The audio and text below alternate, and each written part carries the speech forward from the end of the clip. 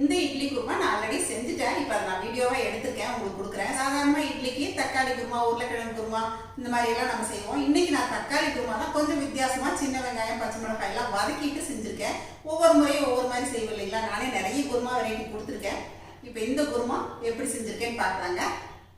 இன்றைக்கி செய்ய போகிற இட்லி குருமாவுக்கு தேவையான எல்லாமே நறுக்கி எடுத்து வச்சுருக்கேங்க. அதே சமயத்தில் வதக்கிறதுக்கும் சின்ன வெங்காயம் பச்சை மிளகாய் தேங்காய் துருவல் இஞ்சி பூண்டு எல்லாமே ரெடி பண்ணி வச்சுருக்கேன். இப்போ நம்ம வதக்கிற பொருட்கள் எல்லாத்தையும் சேர்த்து வதக்கிடலாங்க.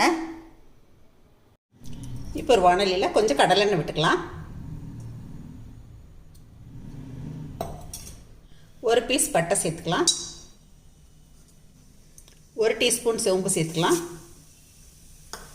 1/2 டீஸ்பூன் கசகசா சேர்த்துக்கலாம்.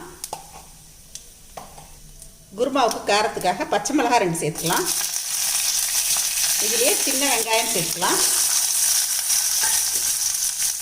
சின்ன வெங்காயம் இல்லாத பட்சத்தில் பெரிய வெங்காயம் கூட சேர்த்துக்கலாங்க.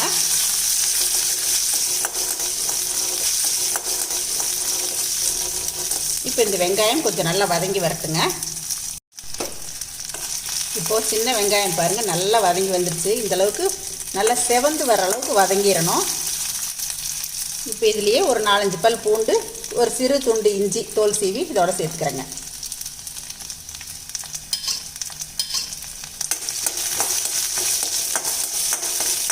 இதுலேயே ஒரு பெரிய தக்காளி நறுக்கி சேர்த்துறேன். நல்லா 1 டேபிள் ஸ்பூன் பொட்டுக்கடலை சேர்த்து விட்டுக்கலாம். இந்த பொட்டுக்கடலை தக்காளி இது எல்லாமே குருமாவுக்கு நல்ல ஒரு திக்னஸ் கொடுக்குங்க, அதுக்காக தான் சேர்க்குறோம். இப்போ இது ஒரு 2 நிமிஷம் வதங்கிட்டுங்க. அதுக்கப்புறமா ஃபைனலாக தேங்காய் துருவல் சேர்த்துக்கலாம். தக்காளி சேர்த்து விட்டு ஒரு 2 நிமிஷம் வதக்கிக்கிட்டேங்க. இப்போ எடுத்து வச்சுருக்க தேங்காய் துருவல் சேர்த்துடலாம்.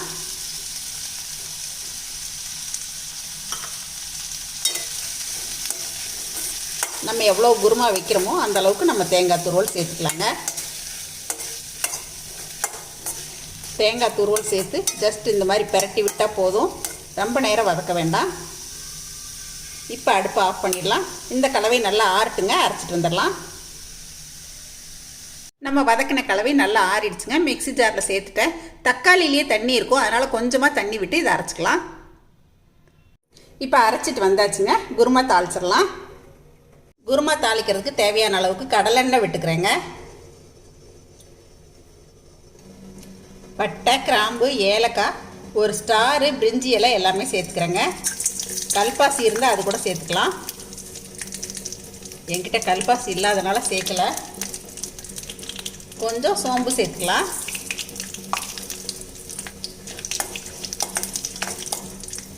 இப்போ இது எல்லாமே பொரிஞ்சு வந்ததுக்கப்புறமா நம்ம நறுக்கி வச்சுருக்க பெரிய வெங்காயம் சேர்த்துடலாங்க.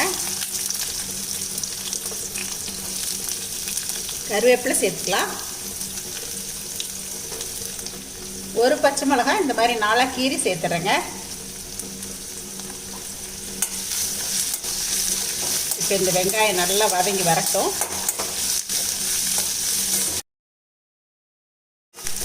இப்போ பாருங்கள் வெங்காயம் வந்து கலர் சேஞ்ச் ஆகிற அளவுக்கு நல்லா வதங்கிடுச்சு. இப்போ நம்ம நறுக்கி வச்சுருக்க தக்காளி சேர்த்துடலாங்க. நான் இன்றைக்கி ஒரு 3 தக்காளி நறுக்கி சேர்த்துருக்கேன்.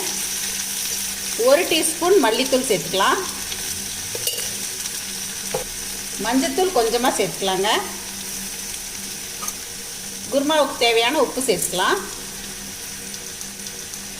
இப்போ இதை நல்லா கலந்து விட்டுக்கலாம்.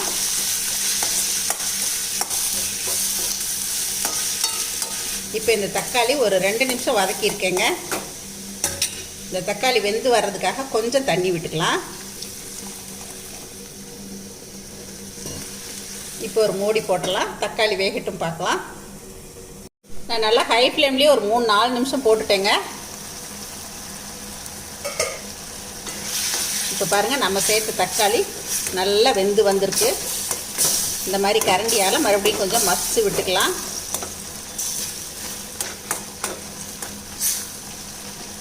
இப்போ நம்ம அரைச்சி வச்சுருக்க இந்த கலவை சேர்த்துடலாங்க. கொஞ்சம் தண்ணி விட்டே சேர்த்துக்கலாம். குருமாவுக்கு தேவையான தண்ணி விட்டுக்கலாம். கலந்து விட்டு பார்க்கலாம். தேவைன்னா இன்னும் கொஞ்சம் தண்ணி விட்டுக்கலாங்க. நல்லா கொதிச்சு வரணும், அதனால் இன்னும் கொஞ்சம் தண்ணி விட்டுக்கலாம்.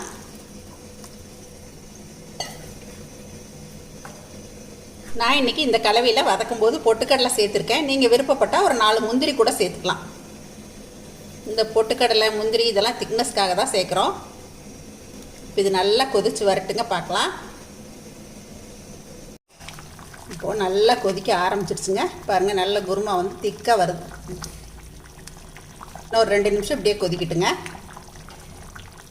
நல்லா கொதிக்கும் போதே நல்லா ஜம்முன்னு மணம் வருதுங்க.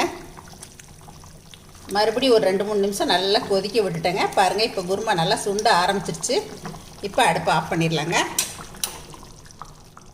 இப்போ கொஞ்சம் மல்லி இலை மேலால் தூவிக்கலாம். அவ்வளோதாங்க, இட்லிக்கு ஒரு சுவையான குருமா ரெடி. இந்த குருமா இட்லி, தோசை, பூரி, சப்பாத்தி எல்லாத்துக்குமே ரொம்ப நல்லாயிருக்குங்க. எங்கள் வீட்டில் நான் இன்றைக்கி இட்லிக்கு தான் செஞ்சுருக்கேன். இந்த மாதிரி ஒரு குருமா வச்சு இட்லி ஊற்றுனா இட்லி உள்ளே போகிறதே தெரியாதுங்க. அந்த அளவுக்கு சுவையாக இருக்கும் இந்த குருமா. அதுவும் இதோட கொஞ்சம் தேங்காய் சட்னி அரைச்சிட்டா 2க்கும் காம்போ சொல்லவே வேண்டாங்க. நல்ல சுவையான ஒரு தக்காளி குருமாவும் நல்ல பஞ்சு போல் நல்ல சாஃப்டாக மெதுன்னு இட்லியும் ரெடியாக இருக்குங்க. இப்போ குருமா செஞ்சு எங்கள் பொண்ணு வீட்டுக்கும் அனுப்பி விட்டேங்க. ஆஃபீஸ்லேருந்து போகும்போதே எங்கள் பொண்ணு எடுத்துகிட்டு போயிட்டாங்க. இப்போ நாங்களும் டிஃபன் சாப்பிட போகிறோம்.